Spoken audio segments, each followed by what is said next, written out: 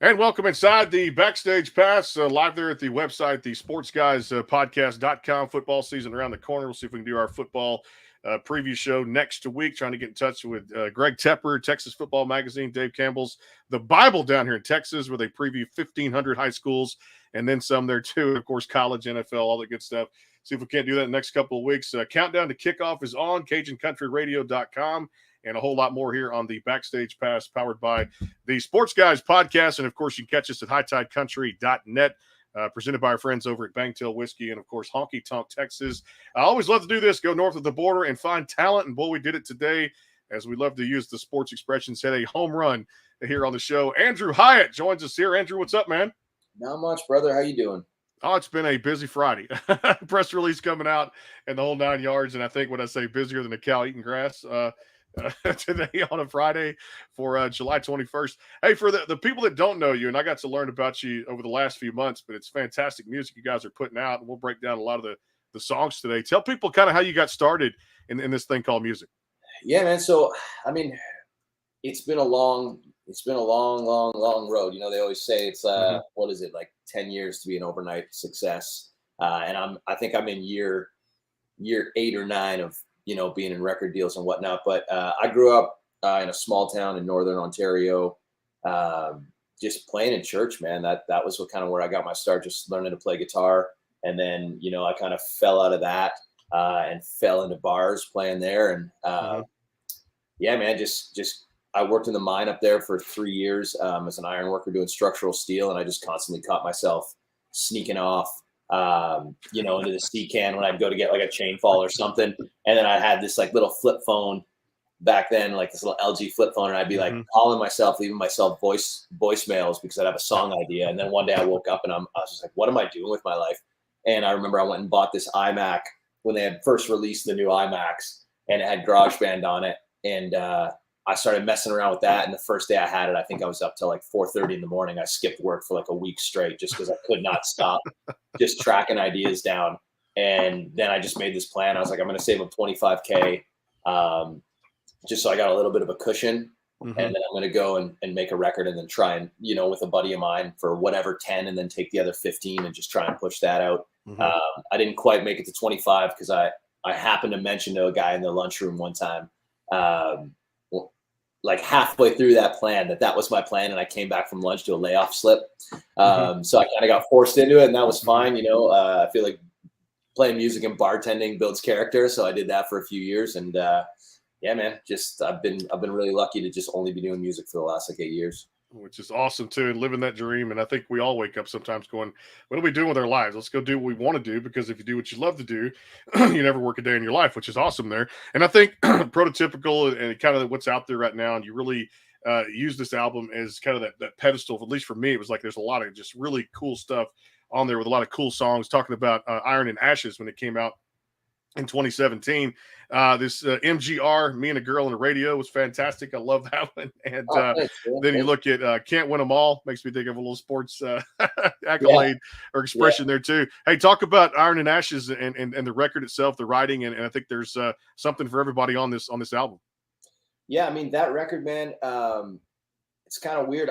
I at the time when I first signed my very first record deal, I didn't realize that what I was writing, I didn't know where it fit. Like I, you know, I'm from a small town. I just wrote because I loved writing. But a lot of my influences growing up, my grandparents on my dad's side, there was a lot of country music influence there. And then I don't know, I came out of like these basically rock bands, and everybody in my band, we all grew up real Christian, so they all got married, and I was like, that's not for me. I was like, I'm going to take a minute and I want to chase music. And then I started writing, and I kind of I wrote this record, which fell into this someone basically said like, well, this is a country record. And I was kind of mind blown by that. But the writing on that record, man, it's really inspired by, I had been with a girl for a really long time. And then, you know, things just as they do when you start chasing something different, which was music for me, it just kind of fell apart. And, you know, I was planning on, you know, marrying her and all that stuff. And so there, you know, Can't Win Them All, that's about that. She Ain't You, which is, you know, that song's kind of the reason I have a career, because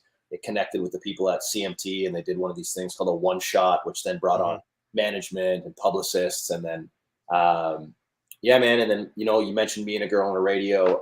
That was the first American song that an American, or my first kind of forte into somebody else cutting a song. There's an American artist named Josh Grayson cut that song and released it as a single.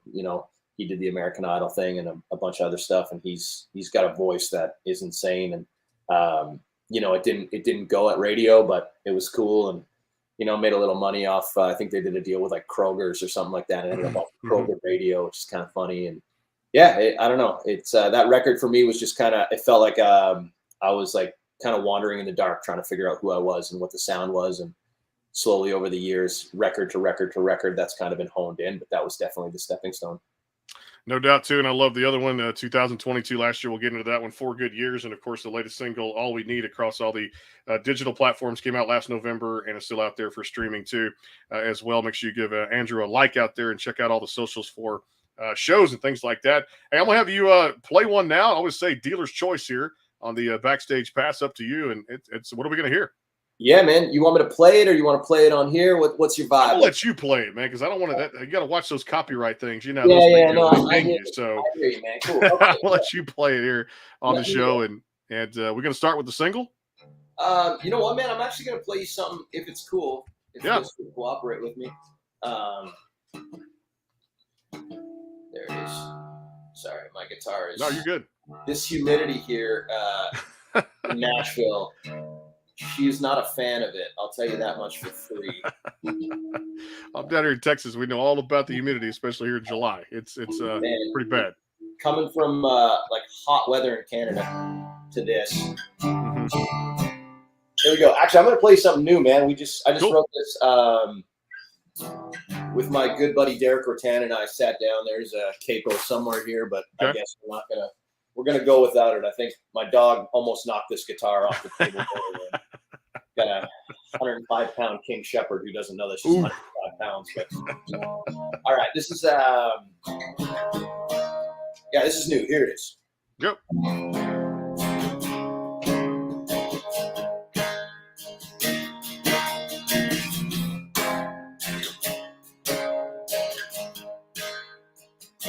Another night on a bar stool, another bottle of Crown. Feels like I'm standing on the edge of a cliff looking down. I should be on with an angel, but I got my demons to drown. Feels like I'm standing on the edge of a cliff looking down. So what's another double on a Tuesday night? What's another drag on a Marlboro light? Feeling this good might be killing me slow. So what's another dance with the devil I know? The devil I know. This life, it ain't always easy. Sometimes I stumble and fall, but when I come up short, I pour something tall. So what's another double on a Tuesday night? What's another drag on a Marlboro light? Feeling this good might be killing me slow. Then what's another dance with the devil? Yeah, what's another dance with the devil? Devil I know.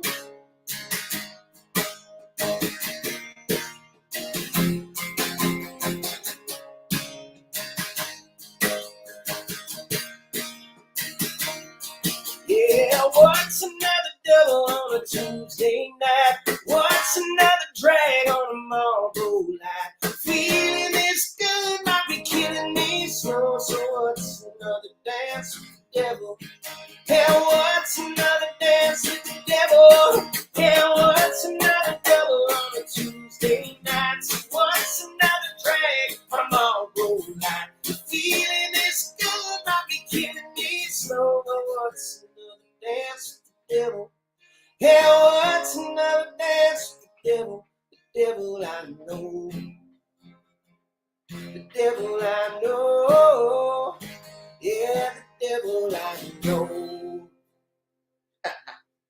Love it. It's Andrew Hyatt here on the Backstage Pass. That sound is synonymous. Nashville, Texas feel, Americana, a little bit of everything in it, man. He's just jamming, having a good time here, as we always do here on the Backstage Pass, powered by the Sports Guys Podcast.com. Check out the archive shows there. And, of course, our friends at HighTideCountry.net, just outside Oklahoma City. All the streaming radio stations up there. Good friend Buster, and we play the artists that we interview here. Their music up there, so be sure and take a few spins and listen to that. We'll come back. A quick time out here for word from Bangtail Whiskey. Our friends out there, drink responsibly at bangtail.com, and, of course, out there at easyliquor.com. If you want to purchase that, don't even have to leave your house with Easy Liquor and online shopping there. More with Andrew Hyatt. It is the Backstage Pass. Hang tight. The Bangtail pour is comprised of a sweet corn mash base. The front has a subtle sweetness and not too sharp. It has notes of a medium char or white oak for a smoky flavor in the middle, and the tail has a super smooth and warm finish. Go behind the scenes with some of the biggest artists in music today with the Backstage Pass, powered by the SportsGuysPodcast.com. Join Brandon Morrill and his co-host Kirsty Krause as they talk to rising stars and legends about their music careers. Listen to their latest tracks and learn fun facts about the men and women behind the music you love. And be sure to tune into the Backstage Pass Monday through Friday from 3:30 to 6:30, powered by the SportsGuysPodcast.com. And welcome into the Backstage Pass. And, of course, next week, a lot of great shows, HighTideCountry.net. You can hear us every day, 5 days a week. And, of course, at the SportsGuysPodcast.com, always live there. Cassie Joy, Mary Beth Bird from American Idol this past year, our good friend Matt Jordan, and a whole lot more, Jillian Cardarelli. And, of course, coming up here in a few weeks, Heath Wright with the band Ricochet right here on the Backstage Pass. Remember that song, Daddy's Money, in the 90s. We're going to talk about their new album here. Here with Andrew Hyatt today, Friday, July 21st, and presented by our friends at Bangtail Whiskey. And, of course, out there with Honky Tonk Texas.us. I got to ask you about that one, too, because, man, you just got to feel in all your music. I love the one you sang for us there, too, and I love your writing. How much time do you really dedicate to your writing? Because it feels like a lot of the songs you put on 4 Good Years and even Iron and Ashes, dude, it is a smash. I use the word they say in Australia, bangers of a hit, because you've got some great writing in your lyrics, man. I love it. Yeah, thanks, man. I mean, I try and write, at least 2 to 3 times a week, but I'm also I've been lucky to write with great co-writers, and then also to get great outside pitches, man. Like I had gone through 2 years where my voice hadn't really, it just kind of stopped working. I was waiting on a surgery, and it was considered an elective surgery. So unfortunately in Canada, they weren't letting elective surgeries happen when COVID was happening. So I was just kind of sitting there, rebuilding my voice with a vocal coach, actually out of Nashville over Zooms and things, just kind of like this. So I honestly, I owe my career both to the beginning when I was writing a lot, my co-writers, myself, and then also just like the great writers who have just, been gracious enough to extend songs through friendship and just through mutual connections. But yeah, man, I never take outside songs unless I feel like I've lived them. You know what I mean? Unless I feel like I can connect to them. And I think a lot of people do it that way, but usually the marker for me, if I hear a song, even if it's great, like I've passed on songs that have done really well at radio because I just don't feel like I can connect to them. So yeah, that's kind of the story, man. When you look at the co-writing process and stepping in there with somebody else to kind of, throw some ideas around, bounce something off someone else, what do you enjoy most about the co-writing process? I think it's a double-edged sword, right? Because sometimes you'll get in a room with somebody and there is just, for whatever reason that day, there's no chemistry. You don't connect. But when you do, that's magic, right? Like when you walk into a room with nothing and you leave with something, that's a high that there is no drug or anything that can connect you to that high. Like that is the highest high that I've ever had, and I will chase that for the rest of my life. And that's why I love writing songs, right? You come in with this idea and you leave with something else. It's just an amazing thing. No doubt. Love that too. That's what makes your music really stand out. There was one on the Iron and Ashes record I wanted to go over, and it was really good. We talked about the one called Can't Win Them All, but On Me. I mean, this really stuck out to me, man. This was another just smash of a song too. Really told a really cool story too. Kind of give a little backstory of that one a little bit and kind of how this came about. Yeah, man. So that song, it's actually written by one of my closest friends, Dave Thompson, and then another gentleman by the name of Travis Wood and Gavin Slate. So those guys, Trav is Dave's written. He wrote the last Lady A #1 Champagne Night with friends Madeline Merlot and Patricia Conroy, and then Gav. He's just a killer producer, man. He's been on so many songs. Travis Wood, he just wrote 98 Braves off that new Morgan Wallen record, which is, it's a mental song. It's so good. So yeah, that song, they pitch it to me and they say, hey man, this feels like something that would fit your voice. And it just feels like kind of in your vein. And I heard it and I connected with it right away. And I got really lucky, man. That was my first ever top 10 at country radio. And I love that, man. So yeah, I was really blessed on that one. Good stuff there. Yeah. And you switch gears to the 4 Good Years album too, man. And I tell you, the Marlboro Man really stuck out to me. Just jamming at work out. It's really cool. Love it too. And then of course, one we're going to talk about here in just a little bit called God's Green Earth, which is another smash of a hit off that 4 Good Years record there too as well. We'll take a timeout, come back with a performance here on the show. One more song, of course, rapid fire coming up here in a little bit. Get to know Andrew more on the personal side of things as we count down to kickoff here in a few weeks. High school football, college, NFL. We'll be talking all about it too with the editor of Texas Football Magazine, Dave Campbell, down here too, the Bible of high school football, my good buddy Greg Tepper, and a whole lot more with some great shows coming up here in a few weeks on the Backstage Pass, powered by the Sports Guys podcast.com, and of course out there hightidecountry.net. More with Andrew Hyatt. It is the Backstage Pass. Stay tuned. The Bangtail pour is comprised of a sweet corn mash base. The front has a subtle sweetness and not too sharp. It has notes of a medium char or white oak for a smoky flavor in the middle, and the tail has a super smooth and warm finish. Go behind the scenes with some of the biggest artists in music today with the Backstage Pass, powered by the SportsGuysPodcast.com. Join Brandon Morrill and his co-host Kirsty Krause as they talk to rising stars and legends about their music careers. Listen to their latest tracks and learn fun facts about the men and women behind the music you love. And be sure to tune into the Backstage Pass Monday through Friday from 3:30 to 6:30, powered by the SportsGuysPodcast.com. And welcome into the Backstage Pass. And back here on the show, Andrew Hyatt. It is the Backstage Pass, again, powered by the SportsGuysPodcast.com, and also available hightidecountry.net there 5 days a week with some great shows there. If you ever miss a show, everything's archived at those websites. Next week, Mary Beth Bird going to stop by, Cassie Joy, and of course, our good friend Matt Jordan, and another fantastic singer-songwriter, Jillian Cardarelli, here on the Backstage Pass. Back here with Andrew Hyatt, presented by our friends at Bangtail Whiskey, and of course, out there at honkytonktexas.us. I tell you what, God's Green Earth, dude, this was great country song off the 4 Good Years record. Did some really cool things for you on the charts. Tell everybody about this one. Yeah, man, that song kind of surprised me. I always feel like there's always one song on every record that I'm always a little unsure about because, my producer, Scott Cook, always says, man, you got to listen sometimes through the lens of just like driving and not taking yourself so seriously. And I think anybody who writes or, is really serious about what they do, they tend to overthink it. I don't know, as an artist and a writer, like I always overthink.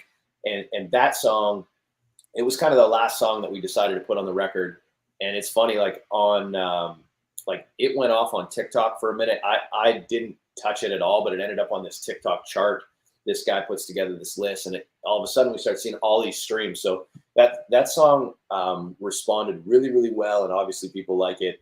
I tend to lean a little bit into the heavier stuff. So when we do cut a song that's a little bit more pop, I love the lyrical content. I love what that song is saying, and I'm glad people connected with it because it is a good message in that song.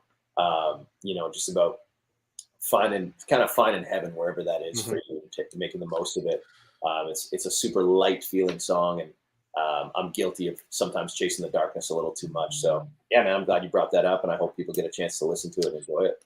Good stuff right there. And of course, the title track of it, and we'll talk about Marlboro Man here after the performance of this next one. What are we going to hear? So we got the single we just put up to radio. It's a song called Still Something. And I'm going to do that for you. It was actually a bonus track on the record. We had cut this like 3 years ago, and then I was waiting on vocal surgery, and I said, we're going to hit pause because I don't think I did this song justice. Anyway, this song is not meant to be done on an acoustic guitar, but we're going to give her hell anyway. Here it is. Give her hell. Here we go.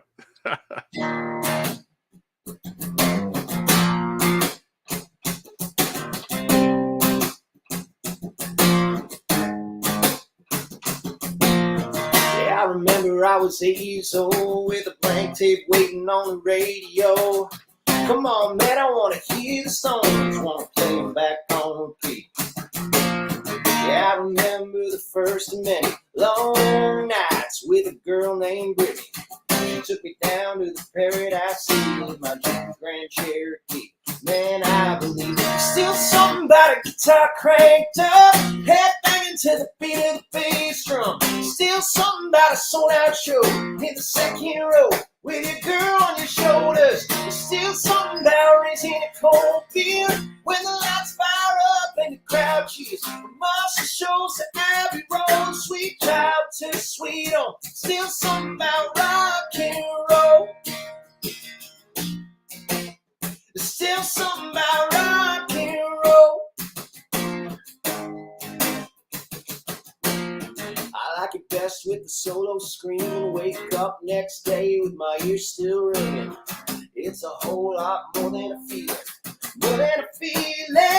yeah. There's still something about a guitar cranked up, head banging to the beat of the bass drum. Still something about a sold-out show in the second row with your girl on your shoulders. There's still something about raising a cold beer when the lights fire up and the crowd cheers. From Marshall shows to Abbey Road, from sweet child to sweet home. Still something about rock and roll.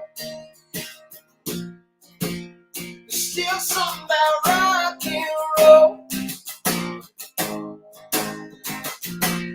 So keep on rocking me, baby. Keep on rocking me, baby. Yeah, keep on rocking, keep on rocking, keep on rocking me, baby. So keep on rocking me, baby. Yeah, keep on rocking me, baby. Yeah, keep on rocking, keep on rocking, keep on rocking me, baby. There's still something about a guitar cranked up, head banging to the beat of the bass drum. Still something about a sold-out show in the second row with your girl on your shoulders. There's still something about raising a cold beer when the lights fire up and the crowd cheers. From Marshall shows to Abbey Road, from sweet child to sweet home. Still something about rock and roll. Still something about rock and roll.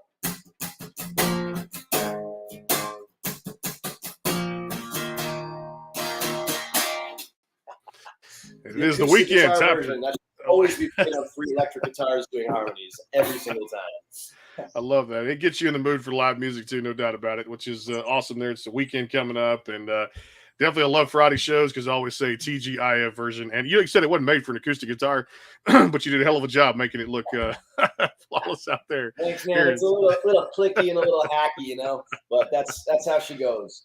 I don't claim to be a guitar player. I just sing in front, man, and I play guitar to write songs. That's about it, man.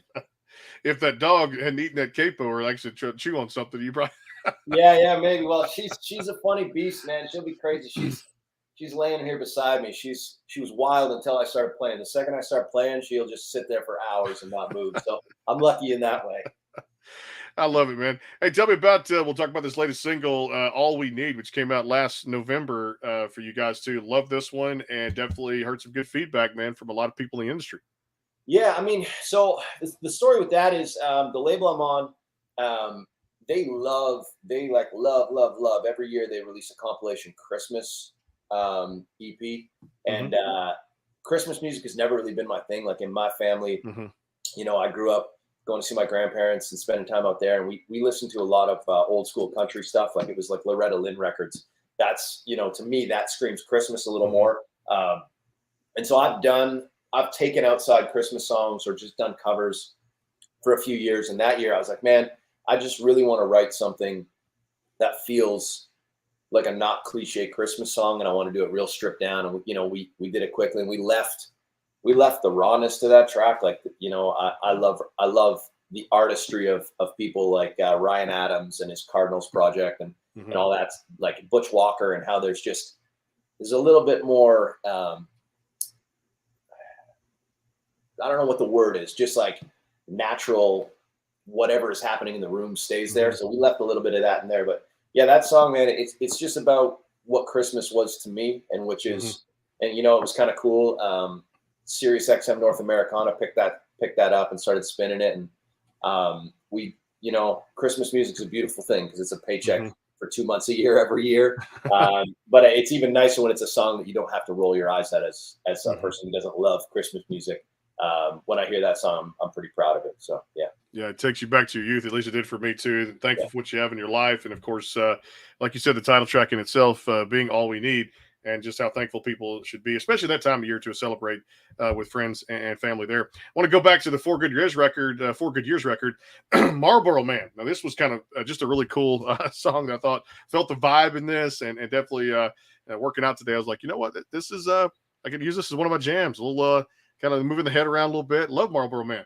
Yeah, man, that to me is the song on the 4 Good Years EP that, like, as a musician in the band, we love that song the most. It just feels like it's got a lot of that country cred in the instrumentation and the way that song hits and the way that it's built.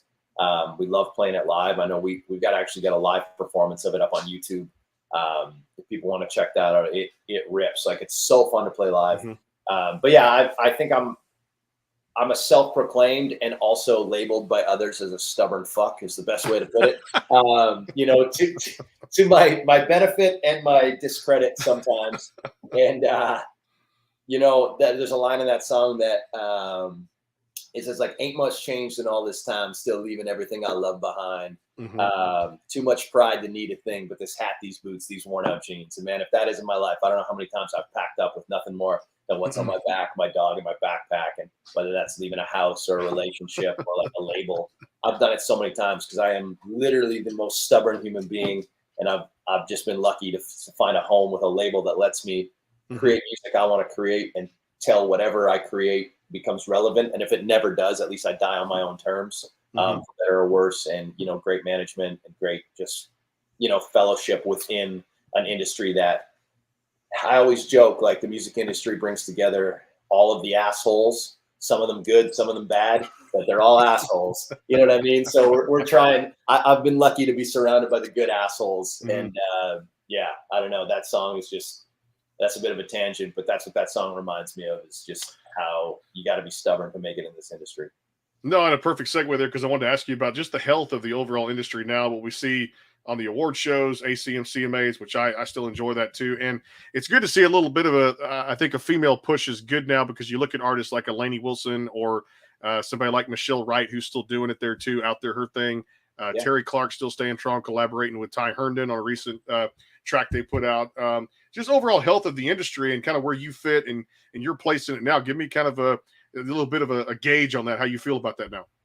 Yeah, man, I think, there's always like, it's like the tide, right? It comes in and it goes out, and it kind of moves around. But I've always been a huge champion of, there's some amazing female vocalists and amazing artists just in my life alone. Some of people that I've always looked up to, is like, from being from Canada, you have artists like Kelly Prescott, you have artists like Jessica Mitchell, who's, their voices are amazing. Their compromise is a zero, which I respect so much. Like, they just do their thing. You got, in that trio of women, you got Megan Patrick, who's married to Mitchell Tenpenny down here. A lot of people got exposed to her because of that, but also on her own merit. She's just a beast, and I know she's got a song with Michael Ray that's probably going to go to country radio. I don't know. I think that's probably the plan. And like, just to see those women crush and just be so badass at what they do, I love that. And you mentioned Terry Clark. It's like, that's a human being who is a legend in country music, and I've met Terry a handful of times, and, she's the type of person that is just a sweetheart. There's no ego there at all, which is, such a good example. And I think the industry, it's funny, man. I think from the outside looking in, it might seem like there's a ton of ego, and I'm sure there is, but I don't know. I've been really, I hesitate to use this word, but blessed in terms of relationships that I've had in this industry, because people are always kind. They're always willing to extend themselves. you run into writers down in Nashville. And, these guys have had hits and number ones. We were out 2 nights ago. I run into someone I haven't seen in 5 or 6 years, haven't written with him since he had success. And, he comes over, shakes my hand and just says, "Hey man, like, it's good to see you." Or you see guys you toured with years ago who have blown up since, and they always give you the time of day. And I love that there's really no ego in the circles that I've been fortunate enough to run in this town. And, radio is what it is. There's a lot of great people in radio, and it's they're trying to balance their job and then also, creating ratings and creating, there's a work component of it. So they gotta leave their personal feelings out. But like I said, I've been super blessed, man, to roll with that. And I do love seeing that, people like Lainey and Megan, and they're getting their pushes, and it's great. I love that too. That you said that too, because definitely the female movement has been great for the industry, and we've seen it on these award shows out there too at the same time. And I feel like it's Lainey. I talked to her back in December of 2020 before she blew up, and we knew it was coming because the girl had paid her dues and had gotten around Nashville from time to time and had been told no so many times until, and what a great success story she's turned out to be now. I want to ask you about, for you guys moving forward, what are you most excited about now as we get ready for this next half a year gone, half a year left, and I'm sure new music is on the horizon, right? Yeah, man. I'm always. We got a couple things in the can right now. So I got 6 full band songs, and then I've got 5 stripped down songs. I kind of mentioned earlier. I always do this side A, side B project. One being the songs that belong in a band setting and belong at radio and country festivals and that kind of thing. And then I've got the songs that I kind of write for me when I'm low. And I don't really know where those belong, but I feel like people have connected with those, so we always try and put them out on vinyl. For the people that have been following along. So I got that's coming out. I'm working on a band as well. I don't think I'm going to attach my name to it, because I think I want to just like really dive into that Americana kind of vibe. And so that's kind of taken up the next month of my life. And then, we got summer festivals that we're playing, and then the new year we've got a tour. We're going to go across Canada. Yeah, man, just working on chasing a pub deal in Nashville, and it doesn't stop, man. It just does not stop. You write, you party, and you barely sleep, and then you make music from the highs and lows, and it's the best non-job I've ever had. Like, I'm doing an interview right now, and I don't even have pants on. It's the best. That's the best right there. What a bad story. Nobody has ever said that here on the show, and I love that. Because, like I said, I can wear my hat backwards, do an interview in shorts, don't have pants on. You can just have fun. Yeah, I'm wearing a swimsuit right now. I'm like, what is happening? It's Hey, it's hot in Nashville, it's hot in Texas, and you want to go find a pool. No doubt. There's a pool coming. That's really quick, too. I love it, too. All right, get a little rapid fire. Have a little fun with you here. Love doing this always to get to know you guys more on the personal side. When not doing music, what does Andrew Hyatt do for fun? Man, I don't think drinking is considered a fun sport. So I will say fishing. I do as much of that as I can, usually spring and fall. I haven't really found anywhere in Nashville yet. I haven't gotten that sorted, but I go home a lot up to northern Ontario, and we chase walleye and trout and muskie and all that. All my buddies up there are semi-professional guides or semi-professional tournament guys. So when I go home, we just slay for like 3-4 days. I get my fill, and then I come back. They call me soft hands, because every time I go back up, they're like, "Watch those hands on those fish, man! Like you're gonna ruin." I get the gears from them, but it's nice. I love that too. All right, favorite food when you go back home? What do you dig?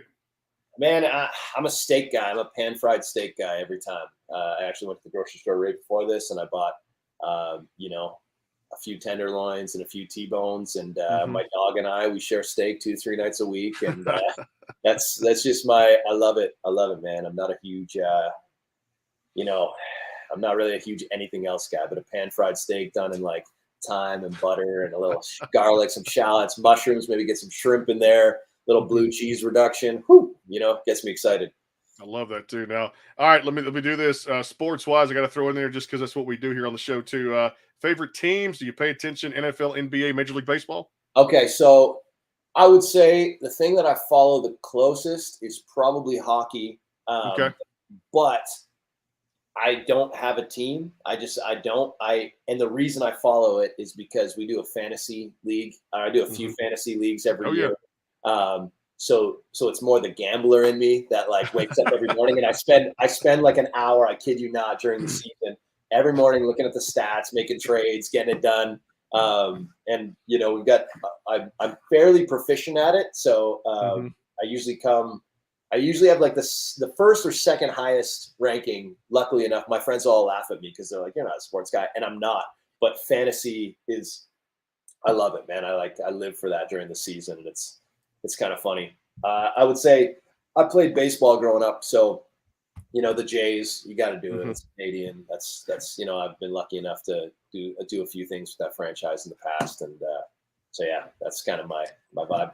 I like that. Good vibe there too. But my buddy's a good Jays fan too, up there from Canada too. So definitely, and down here in Texas, man, people call me crazy, but it's the Houston Astros for me. I won the World Series last year, so Yeah, my team man. for 30 plus years, and finally to get two of them, you're kind of like, you know, you ever thought you'd win one, much less two, and now competing for another spot in the playoffs to defend that very championship too.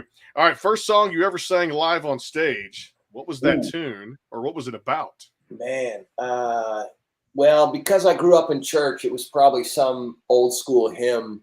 But I think the first thing that I ever played would have, like, in a band, would have been a punk song called "Southbound" by a band named MXPX, which you know, they're a little bit of an obscure. If you like punk music, you like people know who they are if they were in the punk community back then. But man, when I was like 14, you know, I had like spaced ears and long hair, lip ring, and you know, I loved punk rock, and you know, the Dead Kennedys, all of that stuff was my jam growing up. So I love it, man. Love it. And we'll finish on this one. Last show to binge watch. What'd you get into? Ooh, that's a good one. I feel like I'm watching, kind of working my way through. Honestly, like Seinfeld is probably the thing I watch most on planes.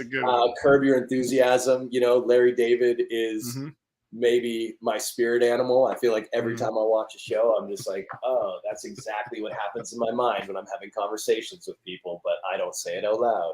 So yeah, I'm a sucker for shows like that are they're just classics, you know. I love it, man. Well, I tell you, man, I'm digging everything you're putting down, and I'm telling you, man, this is good stuff out there. One of the rising country artists in Nashville, all the way from Canada and Ontario. Look him up out there on socials if you haven't already. All the music we talked about today is available for download. All we need, the current single, Iron and Ashes, the current album, of course, in 2017. The current album, 4 Good Years, came out in 2022. Make sure you check him out if you haven't already out there. Andrew Hyatt here on the Backstage Pass. Andrew, sure appreciate the time. Thanks for dropping us a vine, my friend. And definitely let's do this again. Yeah. Oh, yeah, man. I appreciate you so much making time for me. You got it. Andrew Hyatt out there. Monday, we're back. Cassie Joy, Mary Beth Bird, Matt Jordan, Jillian Cardarelli, a whole lot more. Michelle Wright here on the program in a few weeks. And our good friend Heath Wright from the band Ricochet coming on here in a few weeks here. It is the Backstage Pass. Thanks to our sponsors, HighTideCountry.net. Of course, the Sports Guys podcast.com, Bangtail Whiskey, and our friends over at Honky Tonk, Texas. Have a great weekend. We'll see you soon.